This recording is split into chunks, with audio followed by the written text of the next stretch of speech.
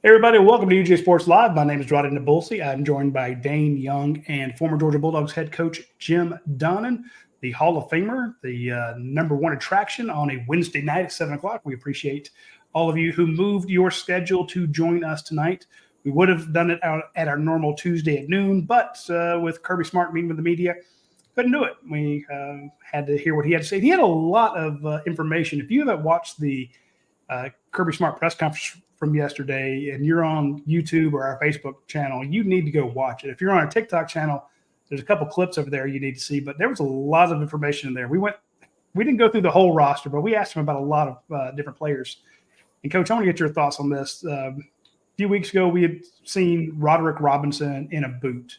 And most of the time, we don't even report about guys in boots because it's usually precautionary, keep down swelling or something like that.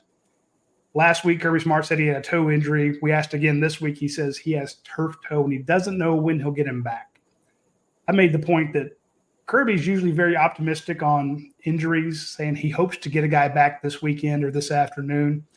When he says we don't know when we're going to get him back, that sounds like Roderick Robinson will be out for a while. So can you tell us about turf toe and what, in your history, I know you've had players that have had it.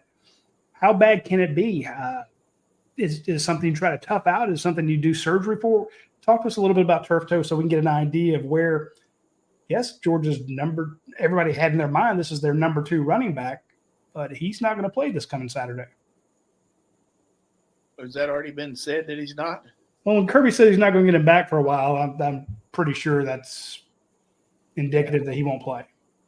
Well, from my experience, if you just envision yourself stumping your toe, how bad that feels, and use some bad words right when you do it, it's just a very painful, and your balance is affected, and the back requires so much putting his foot in the dirt, making a cut, and all that. The worst case that I was ever involved with was Patrick Pass, who was an outstanding player. He got a lot of bad press here because they said he wasn't tough enough. It wasn't that. He just couldn't. He had Dr. Mulhern told me he's the worst turf toe in his history of 50 years of medicine he ever saw. And fortunately, Patrick got to go ahead and play pro and did a great job for the Patriots. But it's just everybody's got different rehab on it and different ways that they come back. I'm really not privy to what exactly is going on with Roderick, but the fact that he's got such a big base down there with his legs, maybe a little bit harder for a bigger guy. But tough break for us because, he'd lost some weight to go along with his power too, and was going to be a big force for us. So hopefully meet him in the middle here. It's maybe not too bad, but definitely it's a jolt for our team for him not to be playing against Clemson. I don't know if Trevor Etienne, the transfer from Florida, will be able to play. And I asked Kirby 2 weeks ago. Kirby kind of sidestepped the question. He was asked this week, or do you have any suspensions upcoming for the Clemson game? And he promptly, coach said, we'll deal with that when the time comes. He didn't want to announce anything ahead of time. So my thought is there's a possibility that well, definitely it's a possibility just because of the not being smart ass to you, but, with the fact that they've got, looming situation as far as how's it involved with the school as far as what the school rules are and all that. But I don't blame Kirby. I mean, I don't think I don't say that you are, but I just feel like there's no need to tell Clemson what we're going to be doing as far as who's playing and who's not. And usually you announce those, right before the game, or you find out when you see a guy's not dressing. But he definitely has a lot better chance of playing with this reduced, sentence or reduce what the charges were. So we'll see how that works out. But he is a difference maker now. I'm talking about among the better players in the country, not just the SEC. He is a big-time back that makes a lot of difference for any team. But for us in particular, from the standpoint as many different kind of runs that we have that require quickness and good cuts and, really good sense of where the defense is trying to stop you and all that. He's a very astute guy as far as knowledge of what to do. And the thing I like about him is, even though he's a transfer, he worked hard at trying to become a Georgia Bulldog. I mean, he wasn't coming in here anyway, except trying to get accepted by his peers. Certainly, they had a lot of respect for him with what he'd done in Florida with the limited personnel that they had.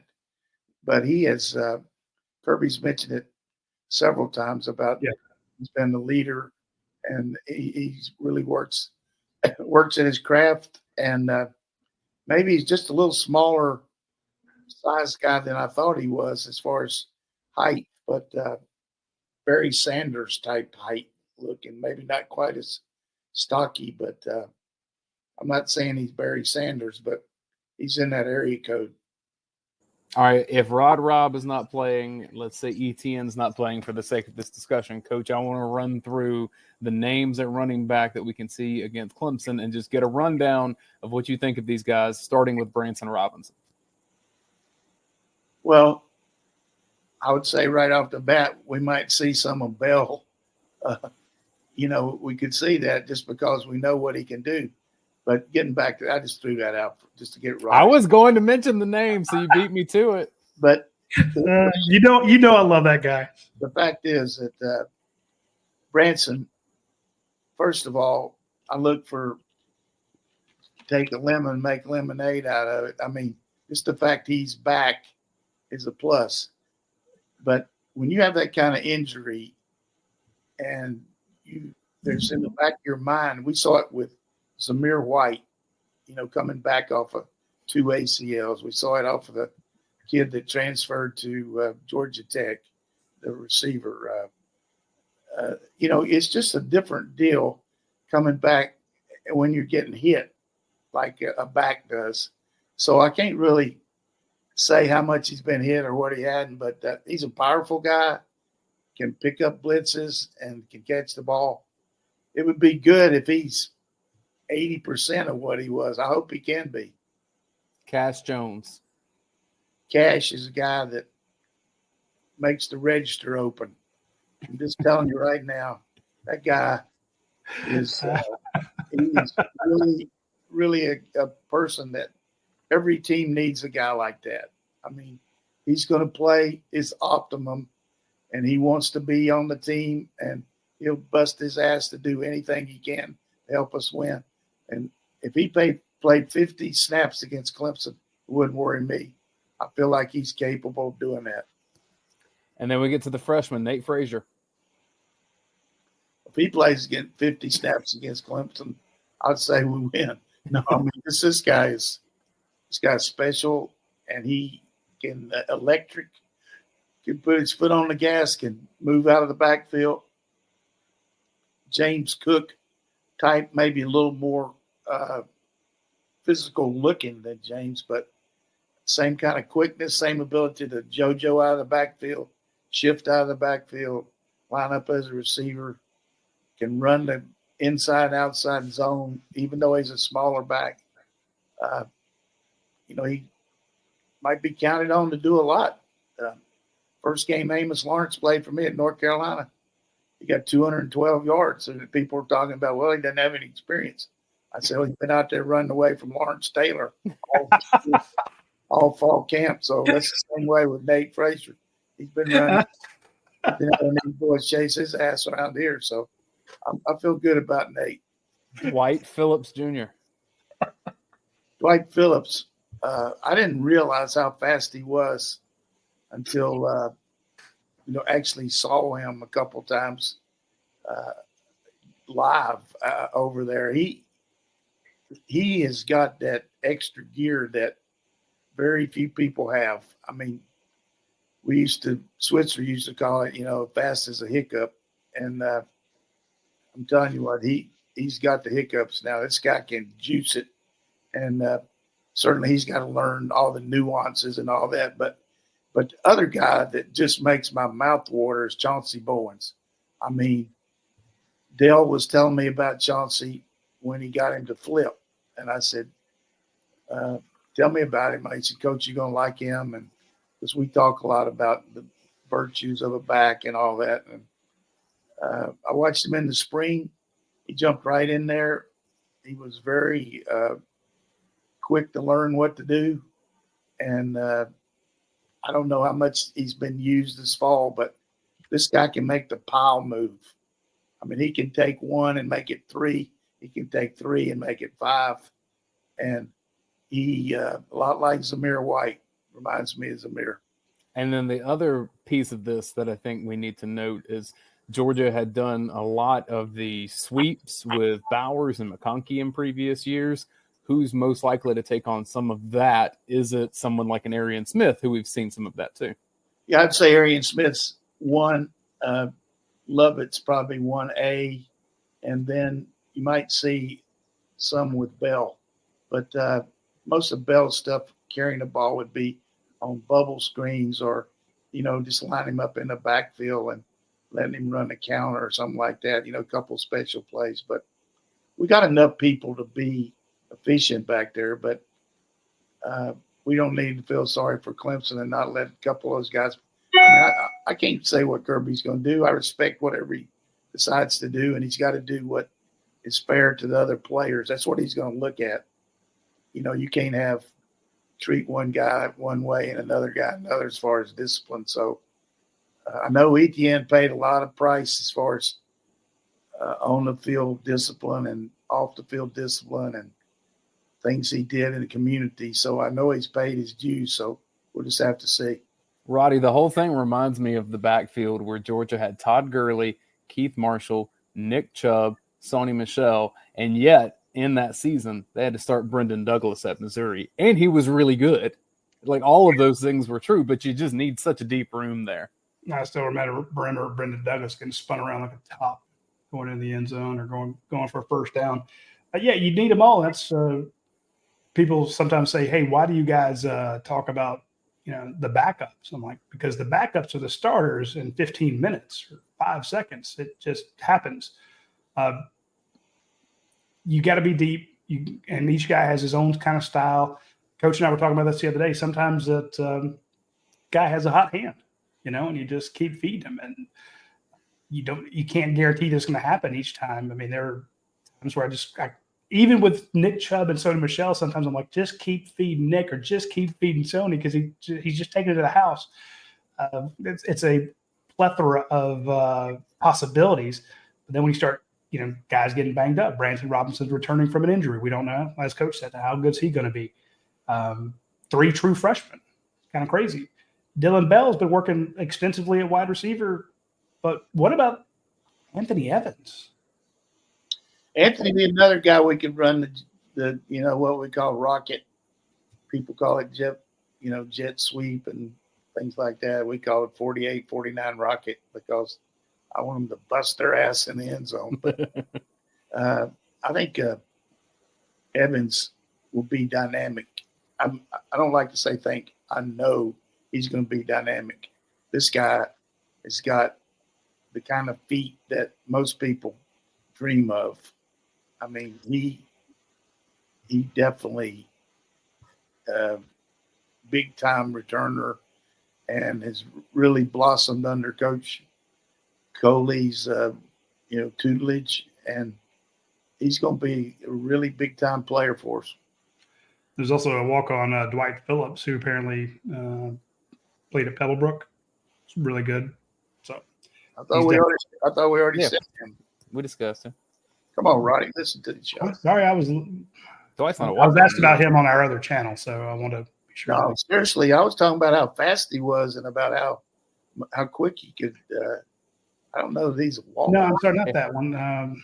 He's not the walk-on. He's not the walk-on. Who's the other walk-on? Cole Spear? Cole Spear. He's a receiver. Brandon Mathis. That's the one. Yeah, well, hey, he's good. The thing about it is, in today's social media deal, you talk about so many guys, But in the old days, if you had one or two backs, that was it. I mean, these guys carried the ball 30, 35 times a game. Yeah. Now, these guys, they get 15 carries. They go take you over to Chick-fil-A and buy all the linemen something to eat. Coach, I know this sounds great. Give Quintavious Johnson a chance to carry the ball. Oh, he could do it. And then you could put you saw Malachi in person do it in high school. You could do Malachi.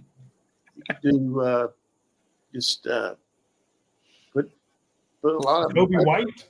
You know, there's a million of them. Hello, Jones. Coach, I've heard a lot of coaches say that there are positions that it's just really hard to be ready to go early as a true freshman, whether it's left tackle because of physically and then also just knowing the protections. Maybe it's cornerback. Is running back one of those positions you can contribute earlier? Yeah, I mean, the first thing that you say is, well, they got to learn the protections, which is big because we're a pro-style team that utilizes recognition of fronts and doing all that stuff, and what we call scat releases where you're hot, or double check on let's say you got a 3-5 look and you got the inside backer to the outside backer, so you do a double check. If the inside guy comes, you pick. If the outside guy comes, you pick him up. If not, you release. Those are just little things, but this time of year, if a guy is a playmaker like Nate Frazier, I'm a lot more interested in what Nate can do and instead of what he can't do. You don't want to take the playmaker out of a playmaker. You want to stay with what he can do and add on to it. But there's not many people on any campus in the country like Nate. That's why he's rated number 1 all-purpose back in the country by a long mark. So, a team like the old I formation, then you weren't worried about anything. You just toss it to Herschel or toss it to Worley or whatever you do. But in this case, there's a multitude of things you got to do. But I would say this just to clarify this. It's not like these guys been over here been playing pickleball all year. I mean, they've been over here since January playing football, studying football. Nate wasn't here until he got here in the summer, but they get to meet, they get to do all that stuff. And so the mental part is a lot better for these freshmen than it ever was for any freshman in the 90s or 80s. And I remind our audience, the last time Georgia played Clemson, that was the first game of Brock Bowers. Good job for Brock. I'd like to know, in your research there, how many times has Dabo actually beaten Georgia in his 17 years there? I know he hasn't beaten them as much as. Did Dabo? All right, I'm on it. I'm not off the top of my head. I'm not remembering one. Well, he's the coach of Clemson, so I know we killed them over there 30-0 one year, and we beat them over here when they started that one guy instead of Watson. They started Cole Stout instead of Deshaun Watson. Watson came in the fourth quarter. They talked about what a great coach that coordinator was. I told Bobo after the game they should give that guy a lakefront property over there with that lake and tell him thank you for that one. I mean, good Lord. Blake Davis says he beat Georgia in 14. Malcolm tore his ACL in that game on Celebration. 14, Georgia won 45-21 is what I'm seeing. 13, the 38-35 in Clemson. Favorite Clemson? Yes. So that's like his only win. That would be it, yeah. So what is he, 1-4? 1-3. I think you're predicting it's about to be he's 1-2. It's about to be 1-3, I think is what you're predicting. Not really. I thought, I was watching that ACC thing where they do the trip around the league and they visit all the different programs, and he was spouting out all these different things that they'd done at Clemson, and I was just interested to see what his record was against. I'll run through it for you. I'll just even go back to All right, 2021, Georgia wins 10-3. 2014, Georgia wins 45-21. 2013, Clemson wins 38-35. Then you go pre-Dabo. Georgia wins 30-0 in 2003, 31-28 in 2002. 95, Georgia wins 19-17. 94, 40-14, and 91, 27-12. So Georgia has a pretty good run against Clemson. Hold that tiger. You were talking about the, guys that might have to contribute against them that may not be as experienced, who could be effective as a true freshman. And this past week the past 2 weeks, we've asked Kirby about a lot of either redshirt freshmen, like the 3 defensive backs, Justin Rhett, Chris Peel, Kyron Jones, or his, 3 outside linebackers that he signed last year, Gabe Harris, Damon Wilson, and Sam Mpemba. And multiple times Kirby's like, we'll call him, say, a newcomer, a guy who hasn't really blown up that much, but he said exactly what you did, Coach. He's like, yeah, those guys have played a lot of football for us because a lot of them were early enrollees last year. So they got the, spring practice in 2023. Then they went through the 2023 season. Now they've been through spring practice 2024. Now, 20 some odd days of 2024 fall camp. He's like, yeah, these guys know our system. So to me, if you see a Kyron Jones, or Chris Peel go out there instead of a Aguero, or you see Sam Mpemba, we got to speak to Damon Wilson today. They're probably not household names yet. Guys on the Jamal Merriweather on the offensive line, Jordan Hall on the defensive line, although we know he's out.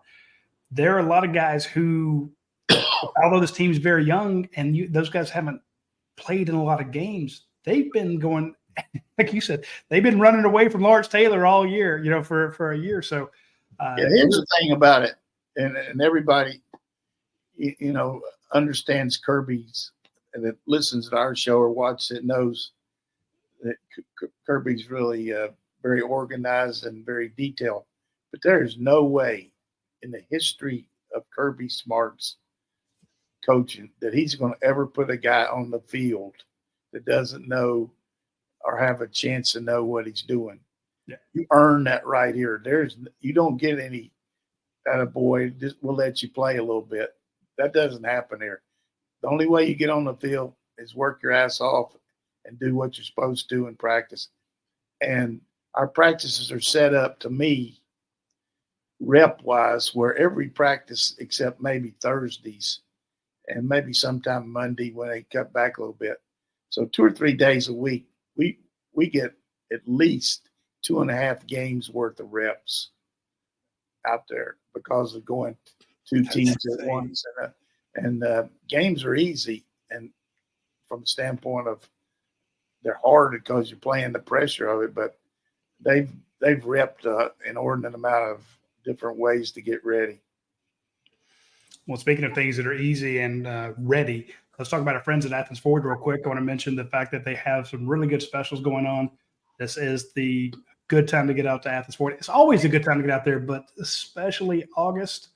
Right now, the 2024 Ford Bronco and Bronco Sports all models are up to $7,000 off. The Ford Explorer is $7,000 off. The Ford Escape is up to $5,000 off, as is the Ford Edge.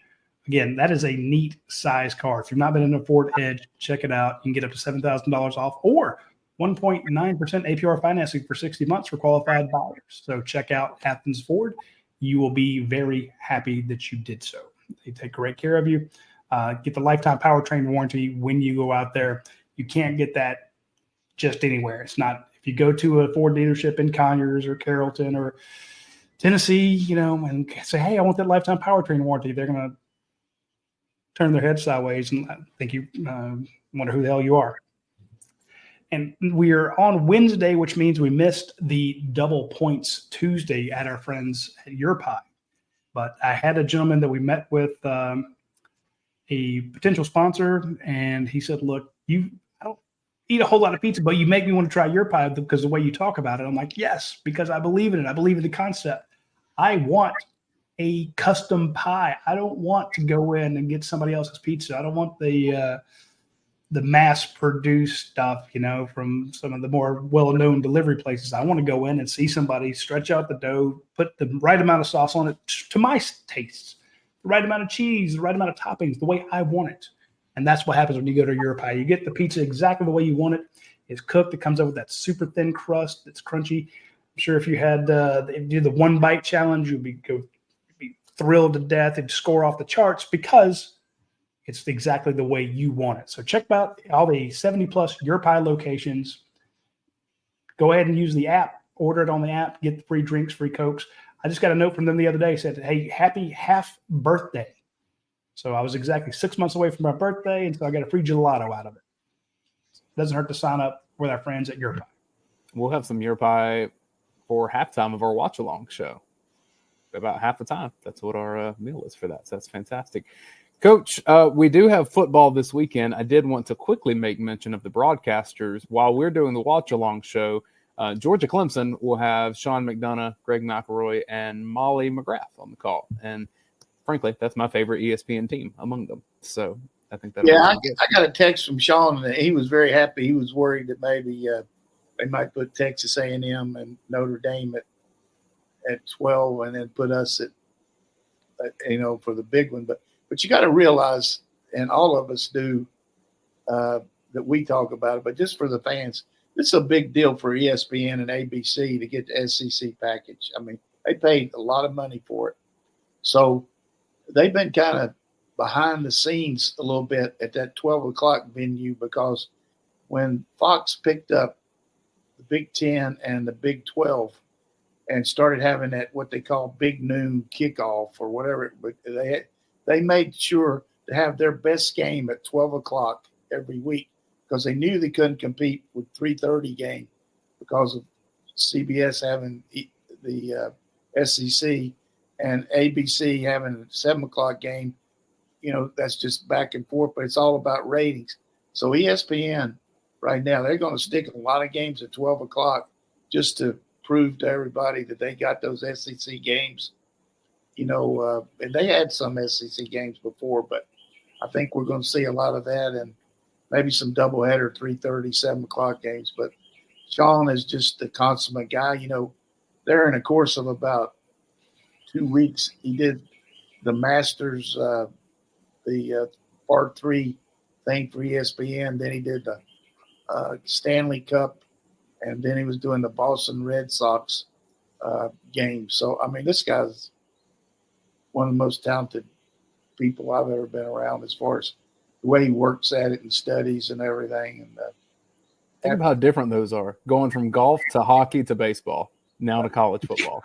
Come on. The prep these guys do, I hope most fans understand how much prep someone like a Sean McDonough has to do to understand who he's talking about, especially in college. You got people spotting for you and telling you the numbers, but you need to have a few little things about each guy, where you can keep the broadcast going. And certainly the analyst, Greg McElroy, does a good job, and he's telling you about the actual game itself, about the nuances of it. But they start on the producer.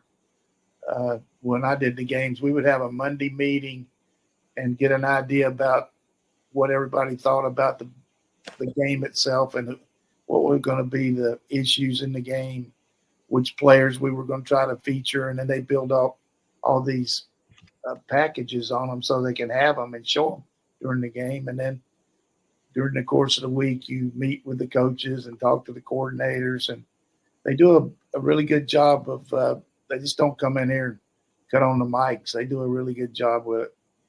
Which is great. And I respect those guys. Dave McMahon, our guy Stats, works with those guys all the time. We meet them. But again, it's so much better to do the watch along with Coach Donnan, because he didn't have to sit down with Kirby and get. Yeah, if you want to be a Georgia fan and cheer, that's what we're going to do. We're Georgia homers. It's a lot of fun, and it started out with this. Radi kind of brought it up as when my wife got sick. I couldn't go to the games, and gave me a chance to actually be involved, watching the game, but also be close enough to be around if she needed me. And just kind of evolved, and hopefully we can keep it going on the same kind of level, and had a pretty damn good record too since we've been doing it. Yeah, we won 2 titles since we started. Had 185,000 people join us last year. We appreciate that. And Coach is going to soldier through. He's got an eye issue that he's getting fixed, and that's why he's wearing those cool sunglasses. We appreciate him doing it. He doesn't have to do this, folks. He does this as a courtesy to us. He likes to help. Kirby. I tell you what I need, seriously. I either need Oral Roberts or Dr. Kildare. I'm getting some good care, but it's just what I have is something that very few people, 250 people out of 1 million have it. And I'm trying to keep working on it, but I'm pretty limited right now as far as getting a lot of sticking around home. Well, we will be ready. New TV. We're going to be ready to do the show. So I look forward to the whole Clemson game. Go ahead, Dane. I didn't mean to cut you off. No, you're good. We have college football this weekend. I want to make sure we talk about that because it is Georgia Tech playing Florida State in Dublin, Ireland. Coach, I know that Florida State is a 10.5-point favorite here. What I don't know is the status of that roster because it's so different than what it was last year. Definitely what they put out against Georgia is not representative. I like what Georgia Tech was building at the end of last year. Like, I would not be surprised if they find a way to win this game. Yeah, Georgia Tech is on the cusp of, either making a move to be relevant or being really thankful that Mario Cristobal was such a dumbass and didn't fall on the ball last year and gave him a chance to go to a bowl, and they got that win in the bowl game. But really, over Central Florida. But I think they picked up some. First of all, when I say Tech's picked up some pretty good transfers. They got a D lineman from Alabama, and Ryan Godey came in there from Mississippi State. So they're going to have 2 tight ends playing that both were here at Georgia. But I think their quarterback gives them a chance. He's really a very good RPO guy, and they got that one wide receiver that's really fast that hurt us last year. So I think the biggest key is their defense is going to be good enough. And then conversely, FSU going with DJ Ungalele, who has played for Clemson and played for Oregon State. Big wins, and then he went to Oregon State. So I think he's in his 5th or 6th year, but it'll be interesting to see how they do over there in Ireland. And every time I think of Ireland, I have to tell the Irish joke about the 2 guys that were sitting in the bar in Boston. And, they were young Irish guys, and one of them said, "Where you be from, laddie?" He said, "I'm from Ireland." I said, "How about you?" "I'm from Ireland too." "What part?" "Dublin." "Dublin? I'm from Dublin." "What part?" "The South Side." "Are you serious?" "I'm from the South Side." "Where did you go to school?" "Jackson Technology." "Jackson Technology? I went to Jackson Technology." Unbelievable. Boston, Massachusetts. 2 guys from Dublin, Ireland, the South Side, Jackson Technology, same class. About this time, the guy walked in, and Charlie's the bartender, said, "What's going on, Charlie? How's it going?" He said, "Oh, same old stuff. The O'Brien twins are back there drunk again."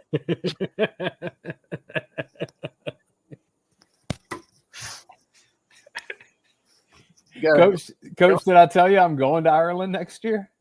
Yeah, for your 10th anniversary. Oh, I didn't go to Dublin High School. Oh, I thought you were saying class reunion because of Dublin down there. I'm used to that Dublin. Yeah, me and my wife are going to go to Northern Ireland to Royal Portrush. Very good. Enjoy it. And then we'll fly into Dublin and take a drive over.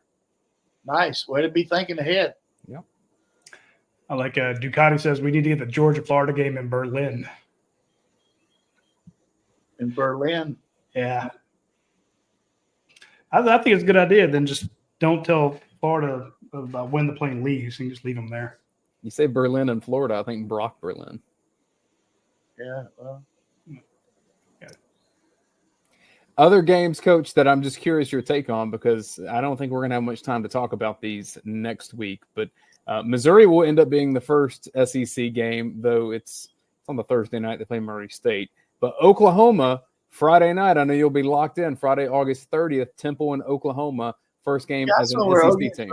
OU's favored like 40 points against them. 43 is what I see. Temple must be dog. I mean, OU's going to be good. I think kind of a sleeper. I like it for everybody to watch their quarterback. I mean, that guy's really good, and he actually went to school over in Atlanta area until like the 9th grade. We have Florida playing Miami. Miami is a 3-point favorite on the road. That game in Gainesville. Yeah, everybody's talking about Florida's tough schedule, but they really have a chance. Miami's not the best thing since sliced bread down there. They got a chance to win the first 4 or 5. I mean, but, I don't know what they'll do with it when they get close, because they've had a tendency to botch it some way. If you go back to that Utah game last year, they looked like they hadn't even practiced with all the penalties they made and some of the coaching moves, just, time the way they let time get away. But, sometimes when your back's to the wall, like it is for Billy and their staff, they'd really come out and maybe defy, the normal ways to do things and take more chances, and maybe some of them will work. So, and Miami picked up an outstanding quarterback. I'm not talking about good. That Cam Ward, I promise you, he's making more than any pro quarterback is making. He's got to be. He was the sweepstakes guy. That him and that kid that went to Oregon, both Gabriel, they picked up a lot of cash on this NIL. Another one I like a lot is Riley Leonard that went to Notre Dame. Notre Dame is a 3-point underdog at game at Texas A&M in College Station. I have Notre Dame as a playoff team, Coach. I like what they're building too. Yeah, I think they got a chance to maybe make, but I would take Notre Dame against Texas A&M. I think Notre Dame is got a solid team. And Riley Leonard, we saw him against Clemson last year in that opener. He's an outstanding, really good athlete, could have played college basketball. Had an injury to his ankle and kept trying to play. But I would put him right up there with Cam Ward as far as a sweepstakes. But as far as guys that are really good. When I meant pro quarterbacks, I was talking about rookie quarterbacks, what they're making. I mean, he might not have got as much of a bonus as Bo Nix. And I saw where Bo was declared the quarterback for the Broncos today. Yeah. And he'll do a good job for him. But I can guarantee you, what time is it? 7:38 on Wednesday, August 21st. He will throw at least 3 balls in the dirt that you just defy gravity in the first 2 games. Final game I wanted to ask about, USC and LSU playing in Vegas. LSU is a 4.5-point favorite. Garrett Nussmeier, I don't know if he can maintain the kind of quarterback play that LSU's had. Definitely not running the ball, but we saw what kind of rocket he has on that arm. He's got a good arm. And, of course, we played zone that second half against them 2 years ago and really just tried to get through the game. And we had some busts, but he's a solid quarterback. And I think the big thing for USC, supposedly, some of my friends talked to Chris Felica. Fox had their meeting out there, all the coaches, all the analysts and everything. And he was saying that USC's roster looks a lot better. They picked up some defensive coaches. They hired a defensive coordinator from UCLA, that Lynn guy. And, if they can play any kind of defense the way, certainly they got a quarterback that doesn't meet up to standards of Caleb Williams. But I look for USC to come in the Big Ten and knock some people around, and people getting on, the coach and all about rocky start and everything. He's had about as good a start as any USC coach has ever had, including all the guys, Robinson and I think he'll be okay. I did see where Pete Carroll is going to be back on campus in the spring there teaching a class. I wonder if he'll come hang around because he has time on his hands. Pete, good guy. I'm telling you now, that guy right there is really a good man. I remember when one of his first jobs was at NC State when Monty Kiffin got the head job there. Pete was one of the defensive coaches, and always been nice to me, and really good secondary coach, and heck of a head coach in the pros and in college. Now, thinking the USC defensive line coach came from the pros, he was very active in recruiting some of the top defensive players in the state of Georgia. He had 2 of them committed, 2 of them decommitted recently, or over the summer. But a lot of it was that, hey, this guy's been coaching in the NFL for a long time. He tells me he can get me there, so I want to go play for him. So they're doing pretty well in the recruiting front. Yeah. I'm going to tell you this, Roddy. I don't know if they got as strong a collective or as Tennessee does, or Oregon. I mean, Tennessee's got Jimmy Haslam. I mean, that's the guy that owns the Browns. His whole company. I mean, he's funding that, and he sold that trucking line or what for I don't know how much he sold it for, and then of course Oregon's got Phil Knight, but USC got I don't know if they got Snoop Dogg or who they got, but they got plenty of help for them. Makes me wonder if Jerry Jones is going to have to get a little more involved at Arkansas to get some players there. Jerry Jones got his first grade lunch money. He better sign CD Lamb, or it's going to make a lot of people mad there. Mm-hmm. Talking about Georgia defensive lines, I want to get your thoughts, Coach, real quick on the Georgia defensive line. We know that Thomas out for a while, Warren Brinson recovering. Give me your thoughts on Christian Miller, Nazir Stackhouse, Terry Ingram Dawkins, any of those guys on the Georgia defensive front, because I think most people just have the idea, and I am one of those, that if Georgia has a weakness this year, it would be on that defensive front, just because we got kind of spoiled with the level of defensive line play that Georgia's had on their 2 title runs. Talk to me a little bit about Georgia's defensive front. It'd be huge if Brinson can play 20 snaps against Clemson. I think they've really been careful. Big guy with Achilles, you got to be careful, because if that goes, then you got no chance. So try to get what you can at him, and then know that you got really Tennessee Tech, which I'm nothing against him, but you can rest him, and then you got an open date after Kentucky. So he's got a really good window to get well there. But Stackhouse can move. I like the way Christian Miller has reacted to a little adversity. He talked about maybe transfer and all that. He's back. He's a solid athlete. And then, of course, Hall's out right now, but got some good young guys. And I think we're going to see a really good look at Michael Williams being a force, maybe not necessarily lining up all the time inside or all the time outside, but a myriad of both, kind of like Walker did. And I was talking to somebody the other day, we talked about Walker and his ability to cover kickoffs and do all those things as he was moving along the line, but nobody had any envision, I'm sure, as a fan or analyst or anything, he would be the number 1 guy picked in the NFL draft. I'm not saying that Michael will be that, but I do feel like his evolution of playing will really surface this year, and he will be a dominant player for Georgia on the defensive front in some area, whether it be inside or outside. And a lot to be said about Jalen Walker doing some outside stuff too. So you mentioned those other guys, Mpemba and Damon Wilson, Gabe Harris. Yeah, those guys, good-looking athletes. I mean, they look the role of our defense. Our defense is going to be, to me, I thought it was good last year. I think it'll be a lot more destructive defense. I think they're going to inflict some real pain on some other teams. Nice, like that.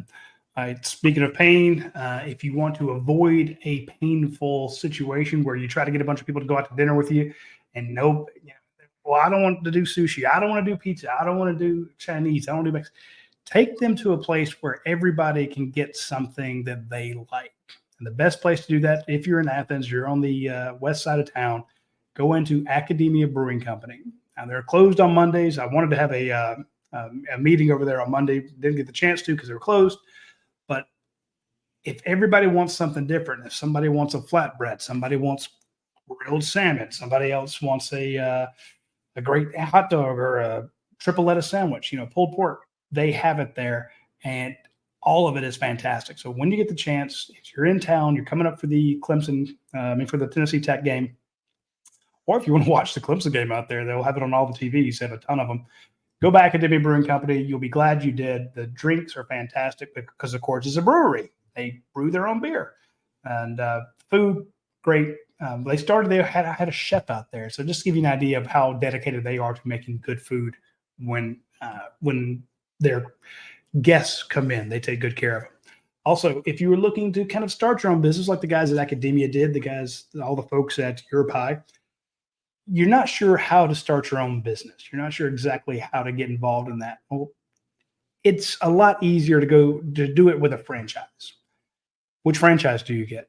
Well, there's over 3,000 of them that our friends at myperfectfranchise.net actually represent. So if you reach out to Andy Ludecky, he's the guy that started this whole thing. And his story is basically starting a franchise, start opening a second one, opening a third one, helping other people get into it. So he's basically made his business helping you get into the right franchise that fits your financial needs, your time constraints, your life goals, and he will take care of getting you from start to finish. You don't have to pay him a dime.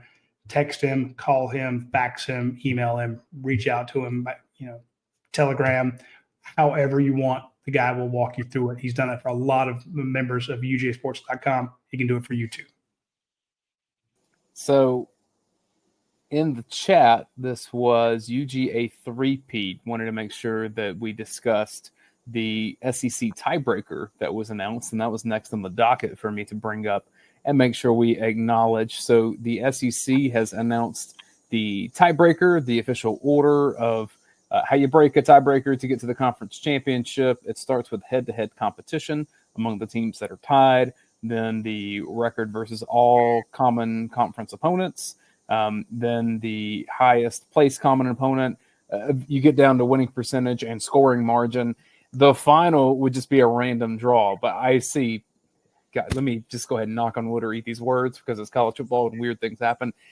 I almost can't see a scenario where a random draw we get down that far. But, Coach, did you have any reaction to tiebreakers? Is this something that coaches have been talking about? Where does this register with you? I think it's good that they got the back up because you don't want to get to a computer deal. I hope they nobody uses that. I like the head-to-head, and you're going to have some scenarios with this many teams and not playing everybody where you're just going to have to see what happens. So I don't know what's going to happen if they're going to keep the conference championship games with all these playoff games, but I guess they need the money, so they'll keep having the game. But so realistically, you could play 12 games, conference championship game, and then maybe get a bye, and then you play 2 more games. But is that the way it is? Yeah, I think a lot of people are saying it's 15 games. That's the most likely scenario. But yeah, I mean, if you didn't play in a conference championship game, you had to play a first round game, then you'd play 3 games, so it'd be 15 max. Okay. Yeah. I maintain that there is going to be an advantage for a team that's 5 through 8 that did not have to play in a conference championship game, because if you can somehow avoid the conference championship game but host that first playoff game, then you get the home field advantage that you don't get from being either top 4 or being in the conference championship scenario. I would agree, my friend, but the one bad thing about it, you're going to have to play 1 through 4 in the second game. Yeah. So some people like it, some people don't. I just don't see an easy path for any team in a 12-team playoff. And people can say there will be preferred If it was easy, everybody'd be doing it, Dane. Good Lord. Good God. Easy. Come on. You really that one. No, but I'm saying Kirby, Dayne wants the easy path for you. He's a homer. He wants the easy path. Yeah. Let's play the Little Sisters of the Poor in the first round. I get it. You want to play Tulane instead of Ohio State if you get the chance. What I'm saying is the Tulanes of the world are good too. No question. There's no easy path. I just wanted to bust you a little bit. I'm with you because there are a lot of people said, "Oh well, why do we need teams 9 through 12? Wait till teams 9 through 12 beat your ass, and then all of a sudden you're like, well, they shouldn't have even been in the playoffs." I'm We like, would have killed for 8 teams last year. Yeah, I mean, not killed, but we would have liked to have 8 teams. oh yeah. Now we got 12, and I think it's just a crapshoot 4 through 12. I mean 5 through 12. First 4. I mean, you get somebody to drive through to pick the first 4. I mean, and I like drive through people, but some of them not real smart. What this is going to do, if you lose your quarterback for 8 games, 10 games in a season because of an injury, you're always going to have hope to get back in it and have the superstar play for you. It's going to create so many good storylines. More teams will be involved. The playoffs are going to be a lot of fun. I tell you what, Dayne, you've been over there, besides changing diapers, you've been over there thinking up some really good ideas about that. So, you know, I can send a little thank you note to a guy and say, hey, one of my producers here said you're going to lose your quarterback for 8 to 10 games, but he can still come back and play in the playoffs. So, hey, I'm a general manager, coach. You have to anticipate the situations, right? That's the way to carry the show, man. That's some good stuff. Let's get the questions over at UGASports.com. OU Herschel Walker on the turf toe stuff. Just want to know, Coach, are there different severities of turf toe that can determine how much time a player misses? Yeah, I mean, some of them require surgery. So that the real severe one, you know, it's displaced enough that you have to, you know, go in and refigure it. So definitely there's some that are a lot more severe than others. Billy Zane wants to know, in a game like this where you may be losing some potential starters somewhat close to it, do you change your game plan based on that personnel, or do you just kind of roll with what you got? I think a lot of it has to do with who you're playing and what their strengths are. So if you feel like you're going to need more offense than you probably have, then you're going to have to find a way to generate that. And is that through the kicking game? Is that through hoping you create turnovers or whatever it may be? So you look at the overall strength of the other team before you actually change your philosophy enough because of the injuries. And the one good thing about us is most of our second and third team guys are good enough to come in and play a really demonstrative role among the players that they're going to be playing with. It's not like they're going out there by themselves.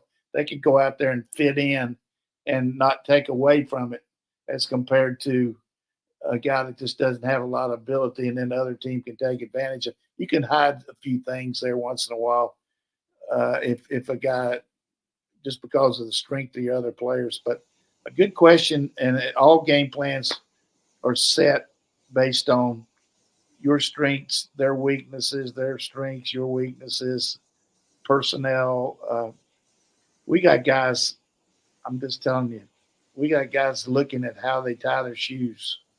I mean, you can't believe the degree of how much they look at each one of these kids' stance. Does he stagger a little bit more if he's taking this kind of release? Does he have a wider base if he's doing this? Does he have a lot of weight forward when he's going forward, back on his heels when he's going to the side?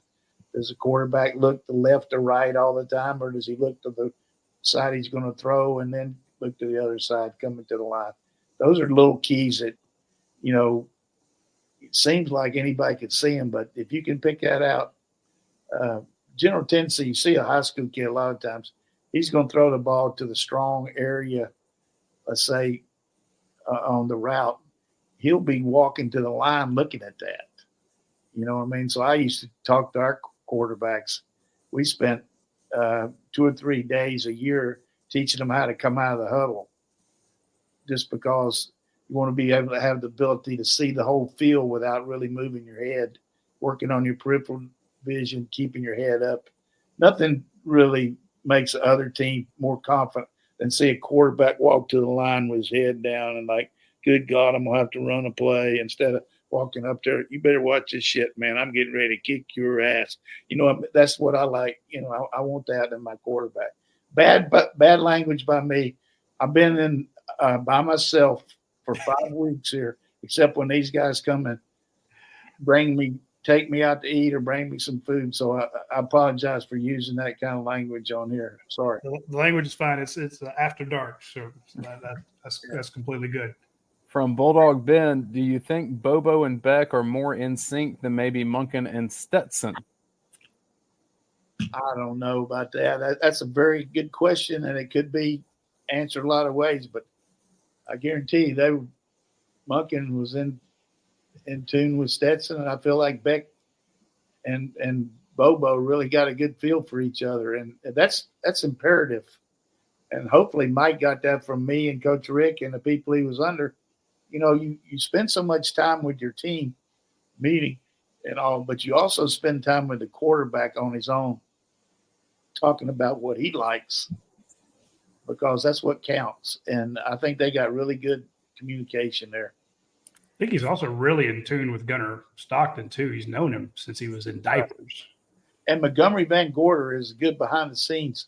Yes. Just a guy that is available. Let's just say Mike is meeting with the offensive staff or doing something, and say Beck wants to come over there and watch a little tape on his own and ask, maybe Gummy will go back there with him and just drill him a little bit. And, there's nothing like sitting there with all the different kind of tapes we got, end zone shot, tight shot, wide shot, all that. And just, okay, we're running this. Tell me what you're thinking. Not only what are we going to do, but what can they do from how they're playing right there? Estimate the defensive intent. What can they do from how they line up? And from that standpoint, a lot of good teaching. Gummy's one of the guys whose name gets thrown around. We're hearing it from recruits as well. And I'm just saying, it's at some point in the offseason, we've done this with a number of Kirby support staff. We're like, now so-and-so has moved up and taken a job at Miami, Tennessee, Florida, Oregon, or Marshall Malchild. Guys get hired away because Kirby has a really good staff tree. You hear about the coaching tree. Well, you look at Buster Faulkner, same kind of job that Buster had here. Yep. And now he's a coordinator making over $1 million at Georgia Tech, and which he deserves. And assistant offensive line coach with the Green Bay Packers was at Georgia just a couple years ago. Hell, Mike McDonald was. So. Yeah. Well, so was Sia. How do you pronounce his name?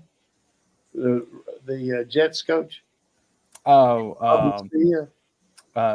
Robert Sella. Sella, yeah. TA here. I'm just saying.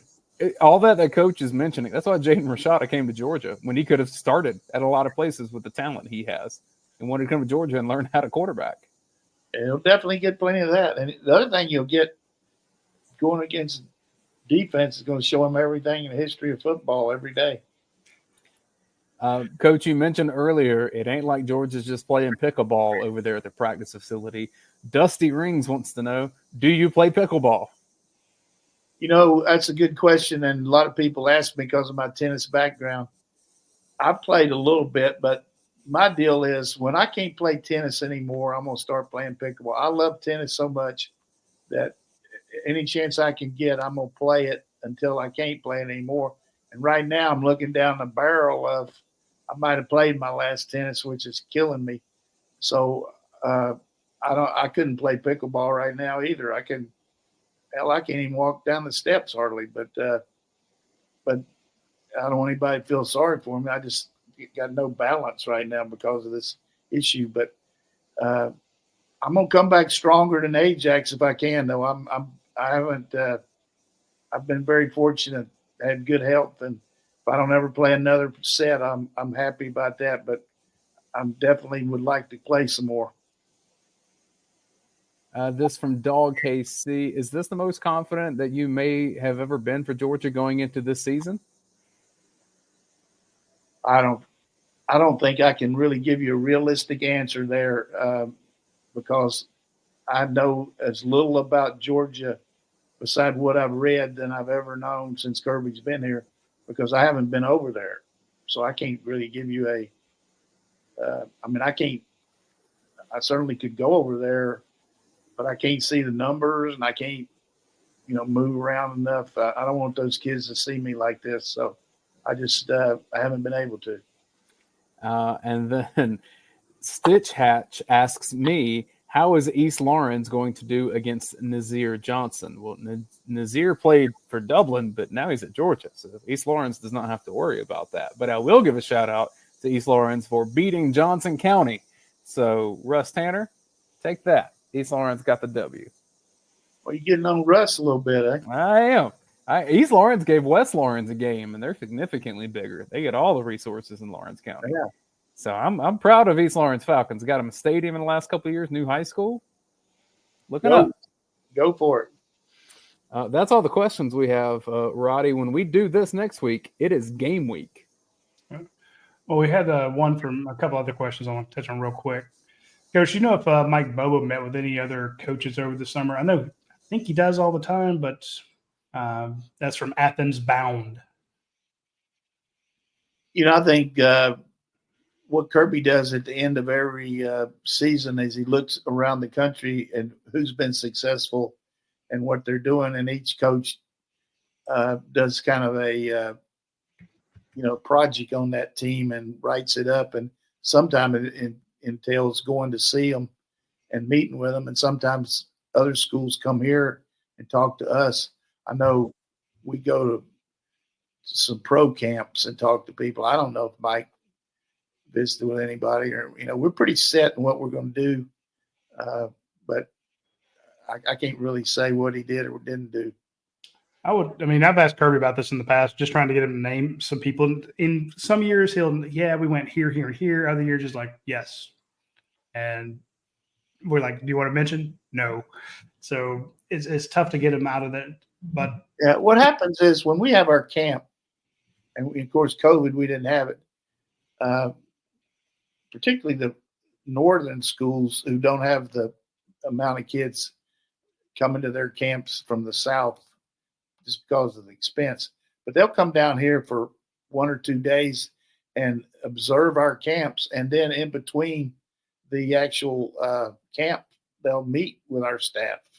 And I know Pitt was here a year ago, and there's a lot of good schools that come in here. And sometimes some of the smaller schools who do a tremendous job coaching. I remember I've said this before, but Rich Rodriguez was up at West Virginia at a small school before he got into big-time coaching. And he would come to our Marshall clinics and all, and we would talk to him about our stuff, but then we would listen to him. And that was when the beer was really coming into fruition. And this guy was cutting edge, and you can always learn from anybody, that's for sure. And I will just say this in answer to the question, Athens Bound, we're not certain, but no, Mike Bobo loves talk shop. So he thought that Georgia he could learn something from somebody, he would go see him or get him on a Zoom call in 2 seconds. So I can tell you one coach he talked to, Tavares Robinson. Yeah. Yeah. All right, Coach. Steve Rob came in. Yep. I'm looking at Rich Rod's career. Was it Glenville State or Salem? I think he was in Glenville then, and actually, I think maybe Terry Bowden might have been with him some there. I know that the coach Jimbo Fisher was up there too. He might have played at one of those places, but Jimbo, I think, played at down in Alabama somewhere. But so Terry Bowden was at Salem from 83 to 85. Rich Rod was there from 86 to 88. So he was at Glenville when I was at Marshall 90 to 96. Yep. Yeah, he was there. Then Tulane, Clemson, West Virginia, Michigan, Arizona, Ole Miss, Louisiana, Monroe, and now Jacksonville State. I never will forget, Rich Rod told me, you remember when we played the Sugar Bowl and they couldn't play because of the hurricane, and they played it in Atlanta? Yes. He told me, and I told Mike. I didn't know the defensive coach. He said, we're going to go fast on them because they don't line up within one defense when they never checked anything else. They play the same defense every time you check, line up quick. And we did, and they drilled us, but we came back, and they had to fake a punt to win the game, I think. I remember that. Hey, I just picked James Cook on a fantasy draft while we're doing this too. You multitasking, man. I need to change 2 diapers. I got to win this. I got to win the cash, Coach. He's got to pay for like 9 different weddings, Coach. He needs to make some money. What does the winner win? I think I put in like $25 or something. So it's not. I don't remember what it was, and I'm probably going to get text now being like, "That's all you gave? It was more." How many teams are in your league? Let's see. Right now, I think there are 12 teams in the league. I have Garrett Wilson, Travis Kelce, and James Cook so far. Good, and you got Taylor Swift as a cheerleader. I mean, you got to ride the wave. It's the Eras Tour, man. All right. That's how he picks, Coach. He picks based on girlfriends. So that's good. Smart man. Go on YouTube and Travis Kelce. I don't know what he was doing, if he had a camp or what, about tight ends, and he had a bunch of guys in the room. But he's talking about how he reads coverages as a receiver. It was very good. I mean, very articulate. He sounded like a coach, but he really had a lot of very good philosophies about which most coaches understand. But I think fans would get the nuances of what a guy does as far as reading coverages, breaking things off, doing things like that. And it's worth the read to listen to it for 5 minutes. I'll look it up because he's one of the best I've ever seen. And hell, you know me, I'm all about the tight end, so I'm very excited. I'm excited about the Falcons now because you got 2 tight ends over there. They can run 12 personnel with 2 Georgia guys. Yeah, I like hell yeah, let's go. Charlie Warner, Fitzpatrick, put them both in. We got a good tight end room too. I mean, I know. We lost Bowers. I mean, we certainly got, Urosic coming up there, and then we had Heinrich and Riddell. It's going to be good. Yeah, I'm excited about it. Well, we'll be talking about them next week because it'll be game week. So should be a fun. We should be back at our normal time next week because Kirby will speak to the media on on Monday. So Tuesday at noon, we can be back to our regular time slot. We will be previewing not only the Georgia Clemson game, but whatever interesting news comes out of Kirby Smart's press conference. We'll get to talk to some players on Monday, and we'll get to talk to some players on Tuesday as well. So we should have a lot to talk about next week. So join us at noon on Tuesday. Same bat time, same bat channel. We will see you later. Take care.